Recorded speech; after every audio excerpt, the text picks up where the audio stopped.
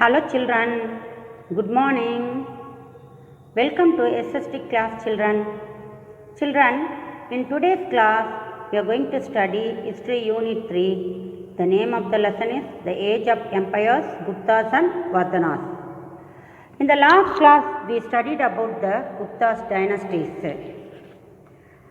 Come, let us continue the lesson today. In today's class we can study about the Nalanda University. Nalanda University flourished under the patronage of the Gupta Empire in the 5th and 6th centuries. Patronage means support. And later under the support of the Emperor Harsha of Kannauj. At Nalanda, Buddhism was the main subject of study. Which subject? Buddhism. Other subjects like yoga, Vedic literature and medicine were also taught. Yun Sang, he was a Chinese traveler. He spent many years in this university studying Buddhism.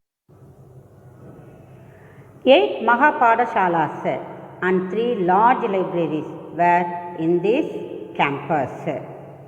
Nalanda was ravaged. Ravaged means damaged and destroyed. By whom?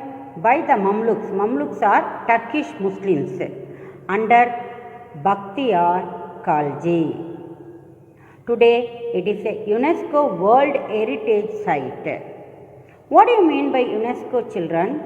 It is United Nations Educational, Scientific and Cultural Organization. Is it clear? Next we can study about the Huns. The Huns were the nomadic tribes who under their great Attila were terrorizing Rome and Constantinople. Associated with these tribes were the white Huns who came to India through Central Asia. They came to India through which way? Central Asia. They undertook regular invasions and were giving trouble to all the Indian frontier states. After defeating Skandagupta, they spread across central India. These Huns defeated Skandagupta. Then they captured central India. Their chief means the head. What is his name? His name was Toramana. He crowned himself as the king. After him, his son came. Who is his son? Mihirakula. He was ruled the captured territories. And finally, Yasodharman, who was the ruler of Malwa in central India, he defeated these Huns and ended their Huns rule in India. Is it clear, children? Next we can study about the metallurgy in the Gupta's period. Mining and metallurgy were the most flourishing industries during this Gupta period. The most important evidence of development in metallurgy was the Megrali iron pillar, which you can see on the picture now. It was installed by King Chandragupta in Delhi. This monolithic iron pillar, monolithic means a single pillar, it has lasted through the centuries without rusting. It has no rust even though it is standing for centuries. Okay, normally the iron metal will get rusting, no, but this pillar till now it has not rusting.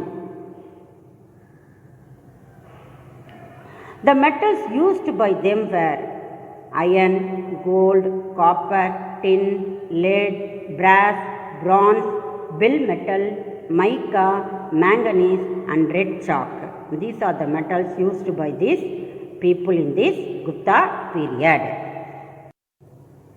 Next we can study about the literature in Gupta's period.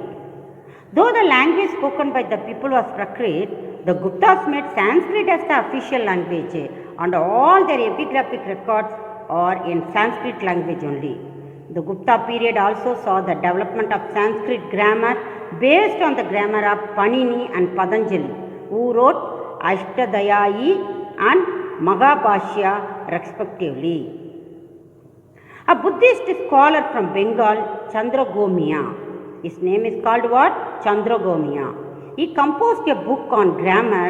It was called Chandravyaghranam. Kalidasa's famous dramas Sakuntala, Malavigagnimitra and Vikrama Urvashiyam. Other significant works of Kalidasa were Meghadatta, Raghuvamsa, Kumara Sambhava and Ritu Samhara. All these were made during this Gupta period. Next, mathematics, astronomy and medicine in this Gupta's period. Invention of zero and the consequent evolution of the decimal system were the legacy of Guptas to the modern world. Aryabhatta, Varaha Mihira and Brahmagupta were foremost astronomers and mathematicians of this time. Dhanvantari was a famous scholar in the field of medicine. He was a specialist in Ayurveda. Charaka was a medical scientist. Shushruta was the first Indian to explain the process of surgery. This is what about this Gupta period. Next we can study about the Vardhana dynasty. The founder of Vardhana dynasty was Pushyabudhi. He ruled from Taneshwar. Pushyabudhi actually served as a military general under this Gupta period. After that falling of Guptas, he raised. With the accession of Prabhakara Vardhana, the Pushyabudhi family became strong and powerful. Rajavardhana, the eldest son of Prabhakara Vardhana, he only ascended the throne after his father's death. The Rajavardhana's sister, who is she? She is Rajaya Sri. The Rajaya Sri's husband, his name is Raja. He was the Raja of Kannaji. He was killed by the Gauda ruler Sasanga of Bengal. Sasanga also imprisoned Rajayasri. So Rajavardhana, he went and fought with this Bengal king Sasanga, but he was killed by this Bengal king Sasanga. So this resulted in his younger brother. Who is his younger brother? Harshavardhana. He only became the king of Taneshwar. The notables of the Kannauj kingdom also invited Harsha to take its crown. After becoming the ruler of the both Taneshwar and Kannauj, Harsha shifted his capital from Taneshwar to Kannauj. So this is what the story of how Harshavardhana became the king of this Vardhana dynasty. You can see in the map the pink color shaded portion of this Vardhana dynasty. Next we can see the conquest of Harshavardhana. The most popular king of the Vardhana dynasty was Harshavardhana only. Harsha ruled for 41 years. His feudatories included those of Jalandhar, Kashmir, Nepal and Vallabhi. Sasanga of Bengal remained hostile to him. It was Harsha who unified most of northern India, but the extension of his authority in the south was checked by Chalukya king Pulikeshin II. The kingdom of Harsha disintegrated rapidly. It means what? It was started falling rapidly into small states after his death in 648 AD. He maintained a cordial relationship with the rulers of Iran and China. The administration during Harsha's period, the emperor was assisted by a council of ministers. The prime minister occupied the most important position in the council of ministers. Bhaga, Hiranya and Bali were the three kinds of tax collected during Harsha's period. Criminal law was more severe than that of the Gupta age. Life imprisonment was the punishment for violation of the laws and for plotting against the king. These are the two coins issued by Harsha. Next we can see the religious polity. Harsha was the worshipper of Shiva in the beginning, but he embraced Buddhism under the influence of whom? His sister Rajyasri and the Buddhist monk and the traveler Yung Sang. He belonged to Mahayana school of thought. Yung Sang, the prince of pilgrims, he visited India during this Harsha's period only. Yes, Siyuki, he wrote a book that is called Siyuki. It provides the detailed information about the social, economic, religious and cultural conditions of India during Harsha's time. Next we can study about the art and literature in Vardhana's period. Harsha himself a great poet and dramatist. He was having a best of poets and artists in his court. Harsha's popular works are Ratnavali, Nagananda, Priyadarshika.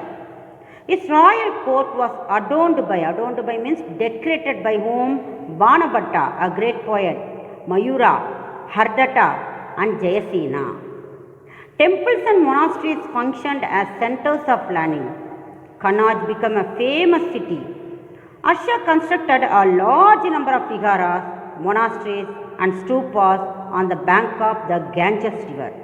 The Nalanda University and monastery combined was said to have had 10,000 students and monks in residence when Huang Sang visited the university.